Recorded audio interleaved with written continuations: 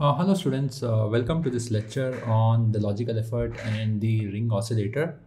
So in this particular lecture, we will look at evaluating the logical effort for the short channel current model. So we will first look into the long channel current model, and then whatever we have done, the logical effort estimation, we will try to conclude that or validate that, and then we will proceed further with the short channel current model. And what are the necessary changes that is incorporated while estimating the logical effort? The logical effort in that sense is very important because it gives us, using the linear delay model, we can use this logical effort parameter to estimate the overall delay of the critical path in any complex digital circuit. So in that sense, I think the logical effort is very important. And in the later stages, we'll also have a look into the ring oscillator, right, which is kind of designed from the series of the inverters. Okay, so let's proceed further. So I have an empty slide here, so that means, and I've written the 4-input NAND gate here, so I need to draw that. What I'm going to do is I'm going to draw the pull down circuit 4-input NAND gate. So I'm going to draw, and I'm going to not draw the pull up circuit. So the four transistors which are in parallel in the pull up circuit, that is something I'm going to avoid that. So this is my output, and then this here I will have my pull up circuit. So I'm just connecting that. So in the pull up circuit, I will have 4 of the PMOS transistors in parallel. In the pull down circuit, I will have 4 of the series transistors, 4 of the NMOS transistors in series. So I have this transistors A, B, and then C and D. So there are 4 inputs. So if I really want to estimate what should be the size of this, we have taken the size of 4 here for each of the transistors, so that I'll get an equivalent current of equal to that of the 2:1 inverter. So let me draw the 2:1 inverter also, and then you should be able to find out the overall, why do we have the size of 4. So this is 2:1 inverter. The load capacitance here, if I assume there is no external load, so the Y output, so the parasitic capacitance will be 3C here, and this being a PMOS, so I'm going to have so this is the V input for the inverter. So the current here will be I. I'm just representing a current of I that is taken from the falling resistance of R. So the falling resistance of R, because of this particular falling, this particular transistor size is 1. Okay, so that's what we know. And in this particular case, so let me rewrite this width as XW, and then XW.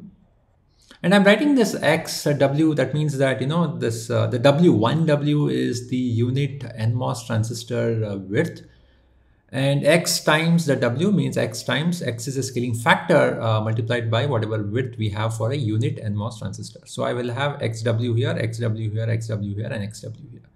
I'm also going to write the channel length here. So I'm going to represent it as channel length L here, channel length L here, channel length L here, and channel length L here. Right. So this is the dimensions of the circuit, dimension of the transistor, basically what we have designed for the 4-input NAND gate, and especially on the pull down circuit. What we really want is, the capacitor current or the capacitor discharging current. So I'm going to draw a capacitor here. So let's say that we have a load capacitance, or rather, in fact, I should write it as, so let me try erasing this. Yeah, so I will write it as a parasitic capacitance, C parasitic. So what we really want is this C parasitic capacitance that is coming from the pull-up circuit, as well as this XWL channel. So that will be incorporated into this parasitic capacitance seen at the output node. So this particular discharging current should be I with a falling resistance of R. So that's what we want, right?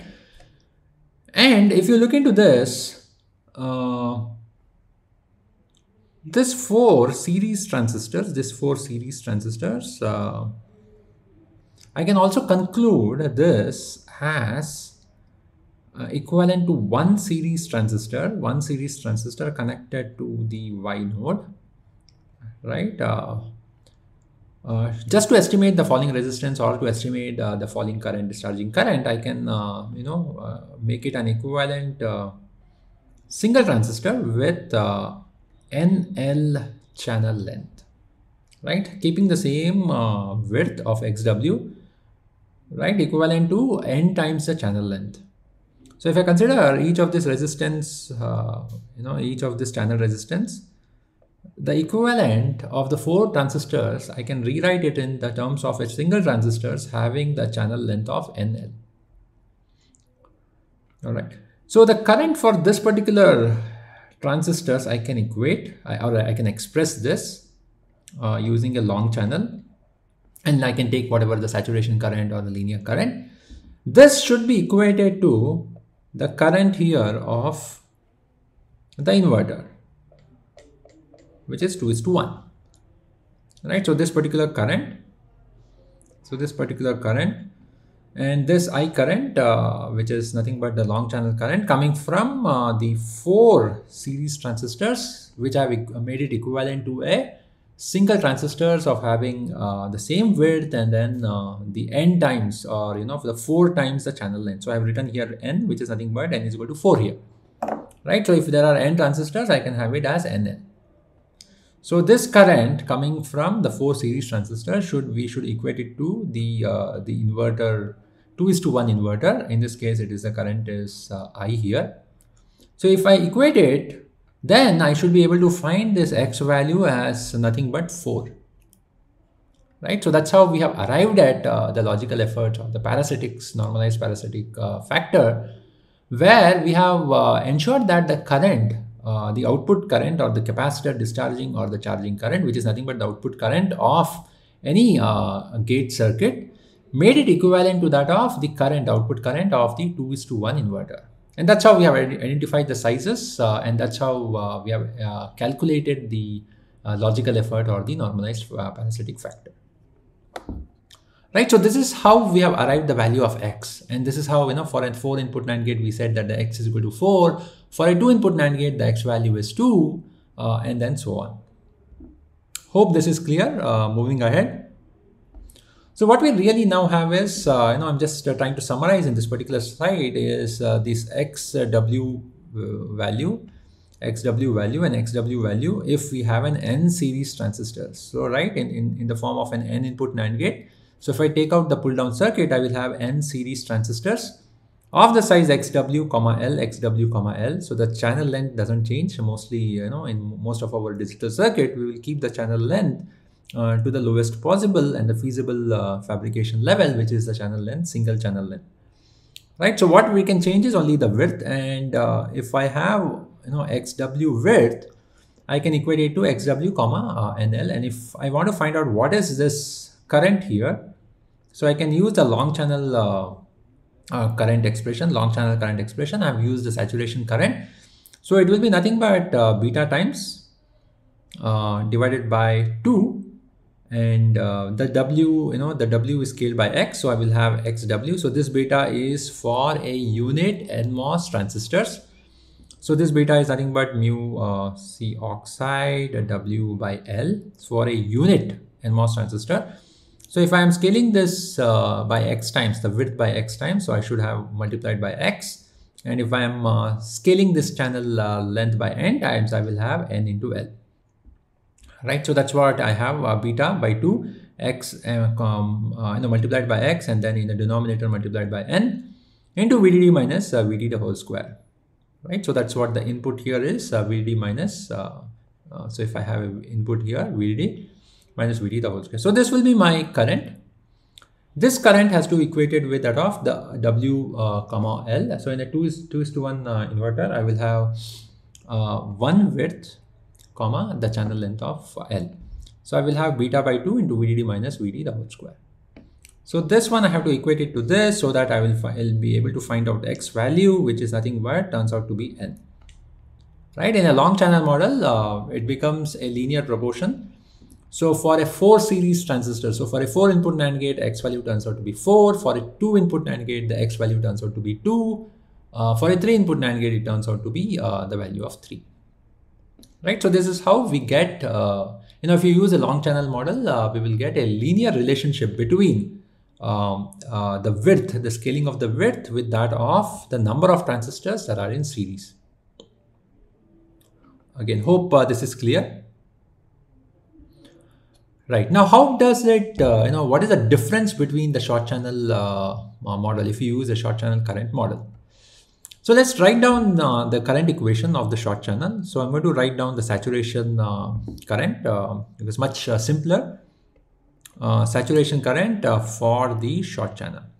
Right. So I'm going to write the equation W C oxide velocity saturation, and then we have VGS minus VT the whole square divided by VGS minus VT plus of the critical voltage for a unit NMOS transistor. So this is what it turns out to be. For a unit NMOS, so what I'm going to write is for an NMOS of size of 1. So this is the size of 1. So that means my width is 1. So let me write as width is the unit NMOS, the channel is 1. What it represents is the minimum or the unit NMOS transistor. Right, so the VC will be 1 here. So 1 W and then 1 VC. And I've written the VC of 1 here is because remember that the critical voltage is directly proportional to the channel length. So if I bring it the VC value, it is nothing but the critical electric field multiplied by the channel length. So in this case, the channel length is 1. All right. If I want to rewrite this particular current for a different scaled NMOS transistor, so let me write it as, so I'm going to make a demarcation here and then say that this is I saturation current, short channel, and then I have an NMOS transistor where I have a W of K times, and then the channel length is N times the unit NMOS transistor.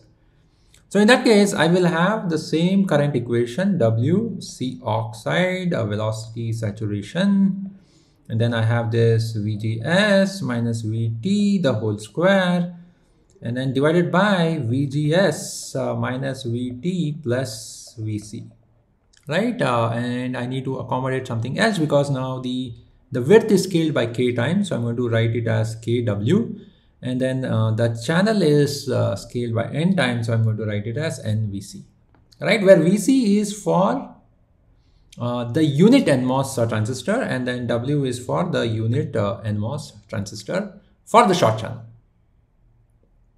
All right, hope this is clear to everyone. So with this particular short channel current model and how it differs for a different dimensions of the NMOS transistor, so we will now then try to see for an N series transistors, that means in a pull down circuit for an N NAND gate, while we are taking the short channel current model, I will have the current equation.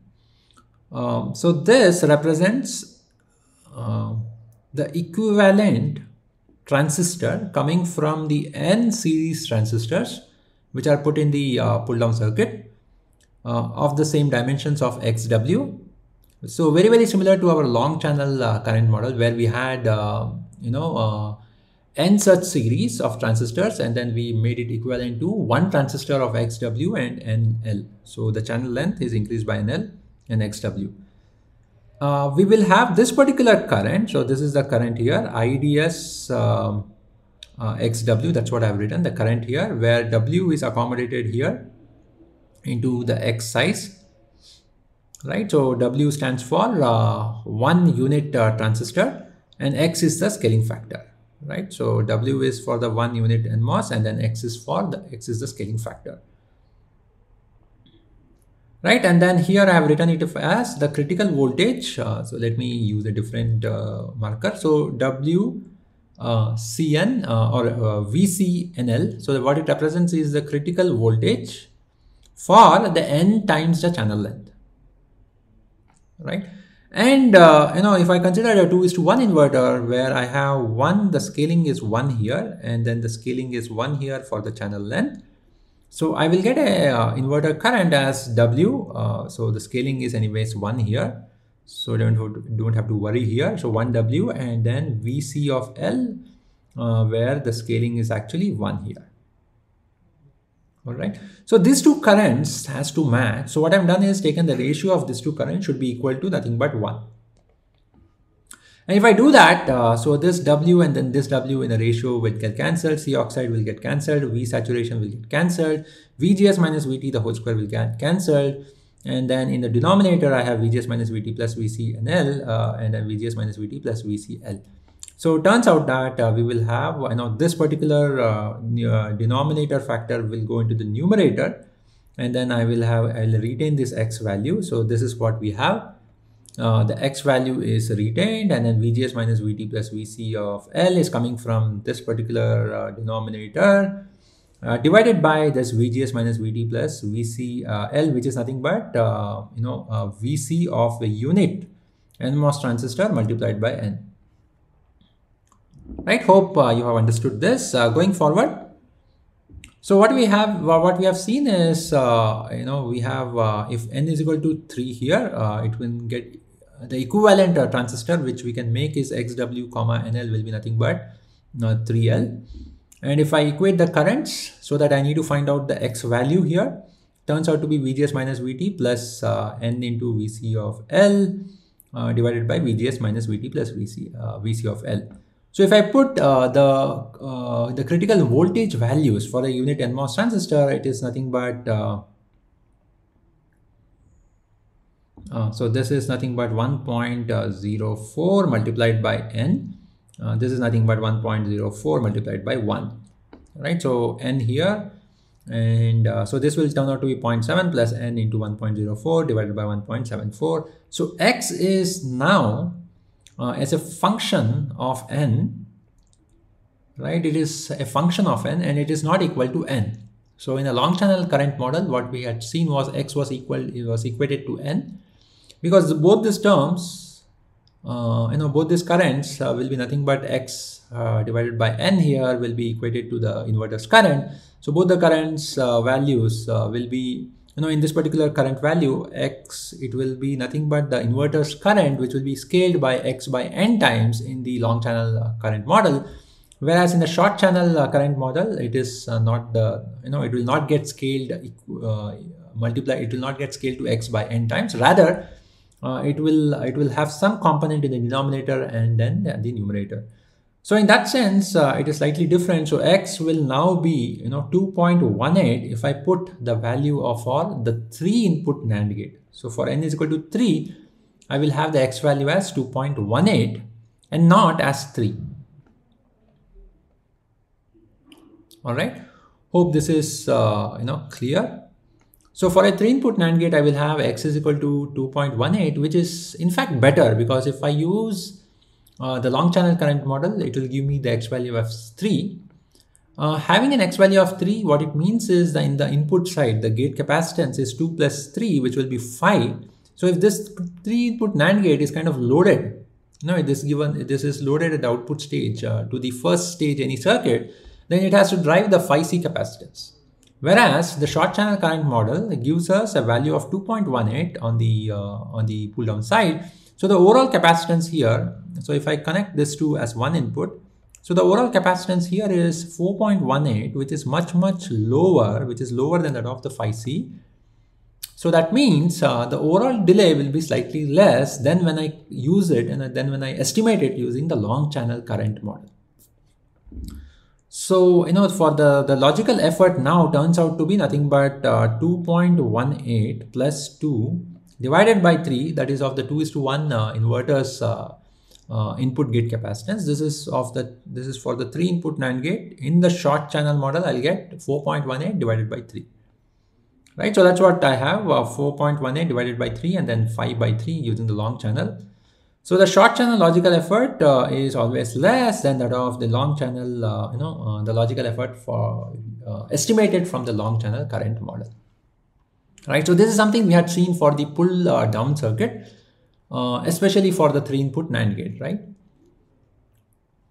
So let's proceed further and take a look at the N series transistors in the pull up of the N-NOR gate. So if I have an N input NOR gate, I have the N transistors which will be in series, right? And if I have N such transistors in series, what should be the short channel? Using the short channel current model, what should be the logical effort we are getting? So here, for example, I have taken only 2 transistors. So it is a 2-input NOR gate, which can be easily be extended into an N-input NOR gate. So for a 2-input NOR gate here, what we have done is XW and XW, comma L, and then 1 and 1. So if I use a long channel model here, so this X value will be nothing but 4, right? So because a 2-input NOR gate, two of the PMOS transistors will be in series. So if I want to get a current equal to that of a 2:1 inverter, I should get a current of I, and that is the reason why X has to be 4, right? Assuming the mobility of the mobility of the holes in the long channel current model is half that of the mobility of the electrons, and that's why the width should be twice that of the unit NMOS transistors, and that's the reason why we get the X as 4 for if we have 2 of the PMOS transistors in series. So if I take this PMOS transistors, 2 of the PMOS transistors, the equivalent of that will be XW, 2L, and its current will be XW, NL, right? So its current will be XW, NL, where N represents the value of 2. And if I want to equate this current with that of the inverter's current, of having W, L, so I'm going to take ISD of inverter, which is so the inverter's pull-up circuit charging current. So I'm going to take the saturation current again. So now I have WC oxide velocity saturation, VGS minus VT, the whole square divided by VGS minus VT plus VC of L. Here we have XW and then C oxide velocity saturation, VGS minus VT, the whole square divided by VGS minus VT plus VC of NL. So I have accommodated the XL here, the width X here, and accommodated the NL in this, N is equal to 2, or in terms of N to the channel length here in the critical voltage expression. So if I equate these two currents, we are equating these two currents so that we can find the width, so that we can estimate the logical effort for an N-input NOR gate, right? The logical effort definition says that the output current should be same, and that's the reason why we have equated, or why we have brought both the currents to be same. Right, so in that case, all these parameters will get cancelled, and then what remains is an X value will be equal to, this will go on to the numerator side, and then this will remain. So that is what we get, and then if I put the value of VGS as 1, VT as 0.3 plus N into VC of L, this represents the critical voltage for a unit PMOS transistor. So that will be 2.2, and N divided by 1 minus of 0.3 plus 2.2 volts. So remember that for the PMOS, the critical voltage is 2.2, whereas the critical voltage for an NMOS is 1.04. So there is a slight difference there, and that needs to be accounted for. So for a 2-input NOR gate, we have this N is equal to 2. So that's what I've taken, 0.7 plus 2 into 2.2 divided by 0.7 plus 2.2. So X is a function of, again, the N value, which I've taken it as 2 here. Turns out to be 1.75. But remember that, this 1.75 has to be scaled by 2 times, and turns out to be 3.5. So there's 2 times, ensuring that, the mobility is exactly, mobility of the holes is considered to be half that of the mobility of the electrons. And that's the reason we have considered multiplied by 2 here. So that brings us to 3.5, that brings us to 3.5, and then a size of 1 and 1. So the logical effort for a 2-input NOR gate in a short channel turns out to be 3.5 plus 1 divided by 3, which is the 2:1 inverter. So it turns out to be 4.5 by 3, right? So if I look into the long channel two input NOR gate, the logical effort of the input side, the logical effort of the input for a two input NOR gate turns out to be 5 by 3. Again, it is conservatively higher than that of the 4.5, 4.5 divided by 3. Right. So again, what we have concluded is the logical effort, what we are calculating from the short channel model or the long channel model, the short channel model will always give you a less logical effort, which is actually very, very good in terms of the delay. The overall delay will be anyways be lesser if you consider the short channel model.